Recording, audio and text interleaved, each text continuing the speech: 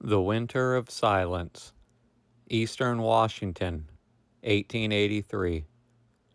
The wind screamed through the valley, rattling the loose boards of the Anderson homestead.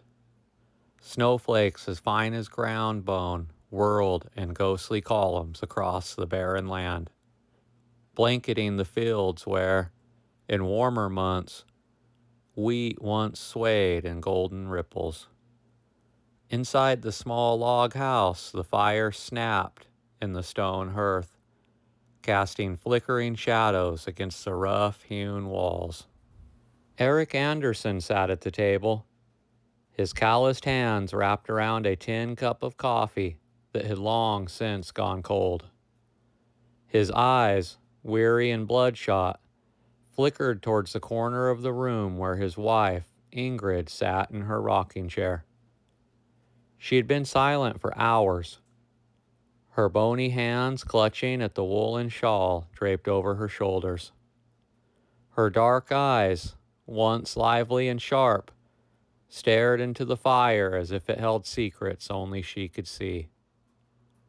Their eldest daughter, Elise, all of 12 years old, was kneeling on the floor, pressing a damp cloth to her mother's forehead.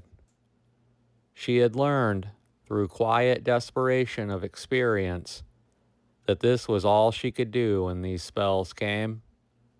The silence was worse than the raving days. At least then her mother spoke, even if it was just nonsense. Eric cleared his throat. Elise, take Henrik and Johann to the barn.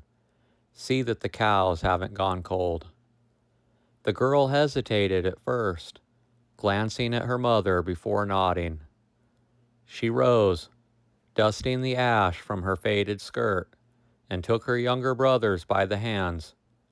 Johann, barely 6, looked up at her with wide, uncertain eyes. But Henrik, older by 3 years, simply followed without question. They had learned early not to press their father when he spoke in that low, firm tone. When the door shut behind them, Eric exhaled heavily and set his cup down. He crossed the room and knelt beside Ingrid, his thick fingers brushing a stray wisp of graying hair from her pale face. Ingrid, he murmured, his voice heavy with exhaustion, come back to me. She blinked, slow and unfocused, before turning her face away. He clenched his jaw. He knew better than to expect an answer. A land that takes. They had come to this land 10 years ago, chasing the same dream as so many others. Rich, untouched soil and a place to build a future for their children. Eric had been strong then, his hands capable, his spirit unbroken. Ingrid had been full of laughter, her voice a warm melody in the lonely silence of the prairie. She had sung to the children at night, her Swedish lullabies drifting through the house like threads of gold. But the land was cruel. The first 2 years had been fruitful, their crops bountiful, their animals healthy. Then came the droughts and the dry summers. And then, even worse, the prairie fires. The hard winters that gnawed at the bones of their cattle and froze the water in their barrels solid. And then, the baby. Little Mary had come into the world on a January night in the howling wind and the bitter cold. But she had not come breathing. Ingrid had held her tiny, lifeless body against her chest for hours, rocking back and forth, refusing to let go. Eric had buried her himself, his hands so numb he could barely grip the shovel. After that night, something inside Ingrid had broken. The light in her eyes dimmed, and her voice faded to whispers, then to silence. She would disappear for hours wandering the fields and staring at the empty sky. Sometimes she spoke of little Mary as if she were still there, rocking an invisible child in her arms, singing lullabies to the ghost of their daughter.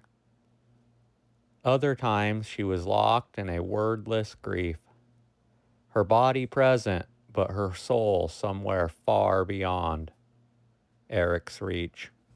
The front door creaked open, and Elise stepped inside, her cheeks red from the cold. "The cows are settled," she said, quietly glancing between her parents. Eric nodded, running a hand over his unshaven face. "Good girl," he said. Elise hesitated and then stepped closer. "Papa?" As she bit her lip. "Is Mama sick again?" Eric frowned. "Yes."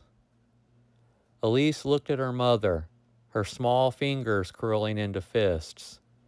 "She hasn't even eaten today. Should I make her some broth?" Eric placed a hand on her shoulder, squeezing gently. "You've done enough, sweetheart. Go rest now." Elise hesitated again, her eyes flickering with something he recognized. Fear, worry, something too heavy for a child to carry. He had seen the same look in the mirror too many times. That night, Eric sat awake long after the children had gone to bed, listening to the wind and watching Ingrid's frail form by the fire. He had tried everything: prayers, doctors, when they could afford them, herbs from the local healer, but no medicine could fix a broken heart. He could not leave her. He had vowed before God to stand beside her, through sickness and health, through hardship and sorrow. But each day, he felt himself slipping further into the same abyss that she had fallen into. This land was swallowing them whole. He reached for her hand, rough and cold in his own. "We are still here, Ingrid," he whispered. "We are still here." She did not answer. And outside, the wind raged on this cold winter night in January.